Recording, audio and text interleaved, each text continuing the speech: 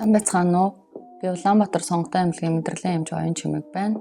За өнөөдөр та бүхэндээ толгой оргих хам шинжийн талаар товчхон мэдээлэл хүргье. За толгой оргилт бол толгой өвдөлтийн дараа ордог нэлээд түгээмэл илэрдэг зовируудын нэг. За нийт хүн амын бол 30 орчим хувьд нь бол толгой оргих зовир ямар нэг хэмжээгээр илэрдэг.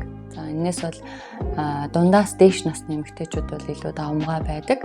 За хэрвээ өвчтөн ямар нэг байдлаар миний толгой эргээд байна гэж ингэж өгүүлэх юм бол эмчлэх гэхээсээ илүү оншилох нь бол чухал байдаг. За толгой эргэлт гэж яг юу вэ гэвэл орчны юмс хөдлөх, дайвалцах тэр эргэлдэх байдлаар мэдэгддэг юм хуурмаг мэдрэмжийг бол толгой эргэлт гэж хэлдэг.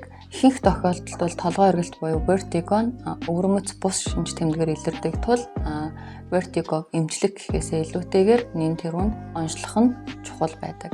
Танд ямар нэг хэмжээгээр толгой эргэх зовир илрүүл яралтай мэдрэлийн эмчит хандаарай.